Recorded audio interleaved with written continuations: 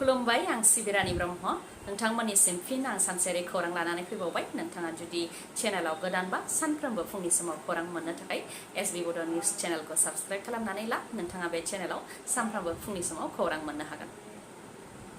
गुवाहाटीनि सौरसजाय स्टेडियामाव झुमर मोसानानै रेकर्ड खालामगोन।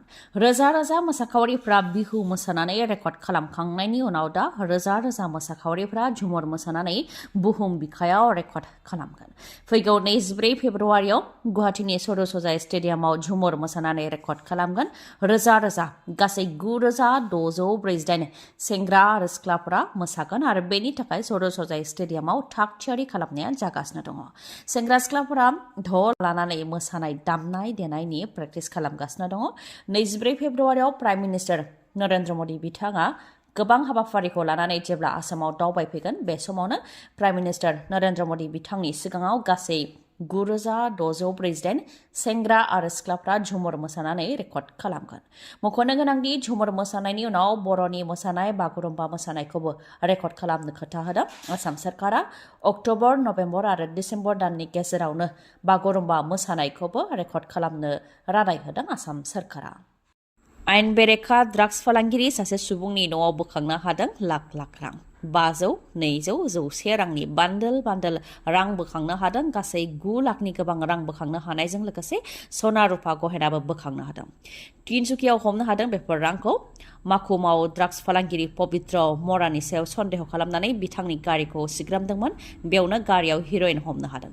उनाव दुथांनि न'आव सिग्रोमहैनायाव लाख लाख रां गासै 9,60,000 रां हमनो हानायजों लोगोसे सना रुपा गहेनाखौ हमनो हादों। ड्राग्स फालांगिरि पबित्र मरानखौ पुलिसा दा एरेस्ट खालामबाय आरो दुथांनि सायाव नायबिजिरनाय जागासिनो दङ। जाय बिथांमोनहा पिएम किसाननि किस्ति मोनगासिनो दङ बिथांमोनहा 19थि किस्तिखौबो मोनबावनो थांगासिनो दङ।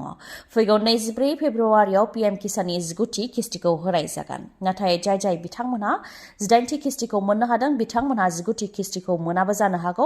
मानोना गोबां नंखाय मुलाम्फायारिफोरखौ लिस्टनिफ्राय बोखारनाय जादों। बेनिखायनो नोंथांनि लिस्टआ दंना गैया बेखौ pmkisan.gov.in आव थांनानैबो नायहैनो हागोन। अदेबानि बेनिफिसियारिनि लिस्टखौ नायहैनो हागोन। बेनि अनगायैबो जायफोर बिथांमोनहा EKYC खौ दासिमबो आपडेट खालामाखै बिथांमोनहाबो बे 19थि किस्तिखौ मोननो हानाय नङा। बेनिखायनो नोंथाङा दासिमबो जुदि EKYC खौ आपडेट खालामाखैब्ला EKYC खौ आपडेट खालामनानै लादो। मानोना 24 फेब्रुआरियावनो नोंथांमोनहा 19थि किस्तिखौ मोननो हागोन। गयबारि ब्लक लाइमोन आइजो BPF आरो BSUआ जथायै जयेन्ट वर्कशप खुंदों। फैबाय थानाय BTC बिसायख'थिखौ लानानै सांग्रां जादों BPF दोला आरो BPF दोला सरकाराव फैयोब्ला लाइमोनफोरनि थाखाय, आइजोफोरनि थाखाय आरो गागि नोगोरारिफोरनि थाखाय मा खामानि मावगोन बेखौ फोरमायथिदों। CWC आव थांखि लानाय बायदियै लाइमोनफोरनो बोसोराव 100 कौटि रां होनाय जागोन। आइजोफोरनो 40 कौटि आरो गागि नोगोरारिफोरनो 10 कौटि रां होनाय जागोन होननानै फोरमायथिदों BPF दोलोनिफ्राय। BPF दोलोनिफ्राय बेखौनो फोरमायथिबावदोंदि लाइमोनफोरनि बेलायाव 45 बोसोर बैसोनि गाहायाव बेखार जेंनाखौ सुस्रांनो थाखाय खामानि मावगोन। लोगोसे मेट्रिक आरो हायार सेकेन्डारियाव उथ्रिसार जानो हानाय टप 10 फरायसाफोरनो आरो MIL आव बांसिन नाम्बार मोननो हानाय फरायसाफोरनो गोजौ सोलोंथाइ लानो हानाय बायदि 5 लाख रां होनाय जागोन होननानै फोरमायथिदों। बेनि अनगायैबो युथ फेस्टिभेल खुंनाय जागोन जेराव हारिमुवारि हाबाफारिनिफ्राय लानानै गेलेनाय बायदि थागोन जाहाथे गेलेनायखौ इन्टारनेशनेल लेभेलाव लांनो हायो होननानै बुंथियो। लोगोसेनो मोनफ्रोमबो जिल्लायाव आर्मि, पुलिस, पेरामिलिटारियाव थिसननो थाखाय फिजिकेल ट्रेनिंजों लोगोसे रिटेन आनजादनि फोरोंथाय होनाय जागोन जेराव जानाय थानाय गासैबो बेसेन नाङै खालामनानै होनाय जागोन होननानैबो रादाय होयो BPF दोलोनिफ्राय। BPF दोला मोन 25 मासियाव देरहानो हागोन होननानैबो दाबि खालामो। UPPLआ हारसिं बिसायख'थि गेलेनो साहस गैया। BJPनि अक्सिजेन मोनाब्ला बिसायख'थि गेलेनो जेबो थासारि गैया होननानैबो UPPLनि सायाव गाग्लोबो। बे 5 बोसोराव रायजो राजाफोरनो खोथा होनायखौ लाखिनो हायाखै। लाइमोनफोरनो, आइजोफोरनो, आबादारिफोरनो जि खोथा होदोंमोन बेखौ लाखिनो हायाखै। साख्रि होनो हायाखै। डिजिटेल भिलेज खालामनायनि बेलायाव गासैबो फेलें जादों। बिथांमोनहा मा इस्युखौ लानानै रायजो राजानि सिगाङाव हाबगोन। मोन 60 बियाब बानायनायावबो फेलें जादों आरो UPPL सरकाराव बोसोरफ्रोमबो 200 कौटि रां खहा जानो गोनां जादों होननानै UPPLनि सायावबो गाग्लोबो BPF दोलोनिफ्राय। MP रकिबुल हुसैनखौ गाग्लोबनायखौ लानानै दाब जायगायाव कंग्रेस दोलोनि मावथि आरो दैदेनगिरिफ्रा खुद्रिदों। दब'का टलगेटआवबो पुलिस आरो कंग्रेसनि मावथिफोरनि गेजेराव नारा-नाथार कंग्रेस दोलोआ भूपेन बरानि दैदेननायाव एसपि अफिसखौ बेंखन हैदों। डक्टर हेमन्त बिश्व शर्मा मुर्दाबाद, बीजेपी मुर्दाबाद, आसाम पुलिस हाय हाय स्लगानजों खुद्रिदों कंग्रेस दोलोआ। आसाम पुलिसखौ मान होयो मानोना बिथांमोनहा आयेनखौ रैखाथि होग्रा, नाथाय इउनिफर्म गाननाय आरो हाथियार लानायखौ गुन्दानि मुं होनानै सोरबा जुथाजों जोयोब्ला पुलिसनि मोदोमाव नाङोना नाङा, नाथाय कंग्रेसनि मोदोमाव नाङो होननानै बुंथियो भूपेन बराया। बिथाङा बुंथिबावदि कंग्रेसआ आन्दोलन खालामनानै ब्रिटिश पुलिसफोरखौ होखारहरदोंमोन आरो गावनि हारिनोनो पुलिसनि बिबानखौ होदोंमोन। नाथाय एमपि रकिबुल हुसैनजों लोगोसे बिथांनि सानै सिकिउरिटि गार्डखौ बुदों होननानै बुंथियो। लोगोसे बुंथिबावदि बेरेखा दोलोनोबो सुबुं खुंथायाव संबिधानिक बिबान होनाय जायो। रायजो राजाफोरनि खोथाफोरखौ जाहाथे उदाङै बुंनो हायो बेबायदि मोन्थायखौ होनाय जायो। बेनि थाखायनो बेरेखा दोलोनि दैदेनगिरिफोरनोबो रैखाथिनि थाखाय पुलिस होनाय जायो होननानै बुंथियो। नाथाय बे सुबुं खुंथायाव साननै समावनो दुथांफोरा एमपि रकिबुल हुसैनजों लोगोसे बिथांनि सिकिउरिटिफोरखौ बुनायखौ लानानै गोख्रोङै सोंखारियो कंग्रेसनि दैदेनगिरि भूपेन बराया।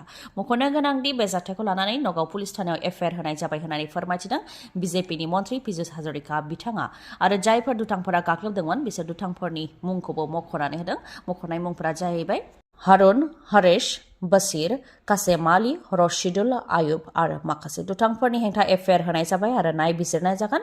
जुदि दुथांफोरा दसे मोनो अब्ला दुथांफोरनि हेंथा आयेननि राहा लानाय जागोन होननानै फोरमायथिदों पीयूष हाजरिका बिथाङा।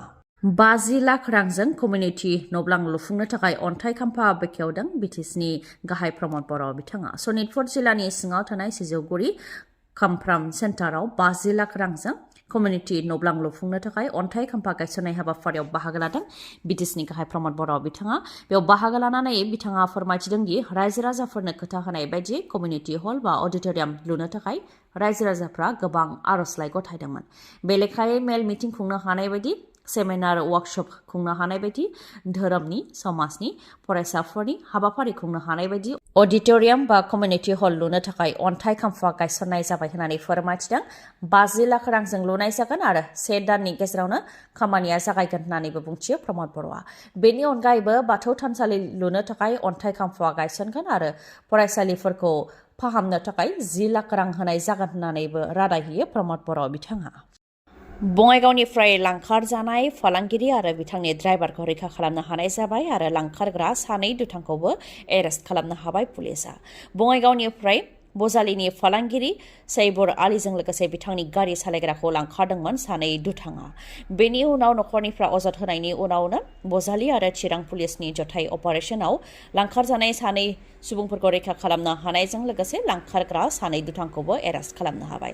लांखारग्रा सानै दुथांफोरनि मुङा जाहैबाय रबिराम हेम्ब्रम आरो हाकिम हासदा। दुथांफोरा रां दाबिनो थाखाय फालांगिरि सैबुर आली आरो बिथांनि गारि सालायग्राखौ लांखारदोंमोन आरो रां दाबिदोंमोन।